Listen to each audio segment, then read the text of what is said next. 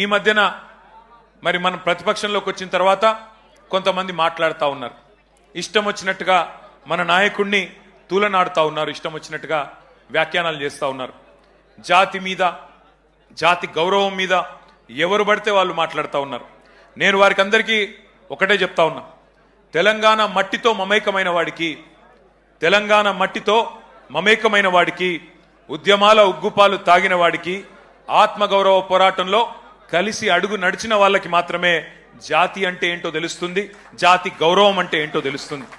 సకల జనులు స్వరాష్ట్ర సమరంలో తెగించి కొట్లాడుతున్నప్పుడు, ప్రాణాలకు తెగించి మన నాయకుడు నిరాహార దీక్ష చేస్తున్నప్పుడు, సమైక్యాంధ్రవాదుల సంచులు మోసే సన్నాసులకు జాతి తెలియదు, నీతి తెలియదు, గుర్తుపెట్టుకో. లాఠీ దెబ్బలు తిన్నోళ్లకు, జైళ్లకు పోయినోళ్లకు, తుపాకులకు ఎదురుబడి నిలబడ్డోళ్లకు జాతి అంటే, జాతి అస్తిత్వం అంటే ఏంటో తెలుసు. ఉద్యమకారుల మీదికి తుపాకులు తీసుకొని ఆ రోజు దాడికి వెళ్లిన ద్రోహులకు జాతి నిర్వచనం ఎట్లా తెలుస్తుంది?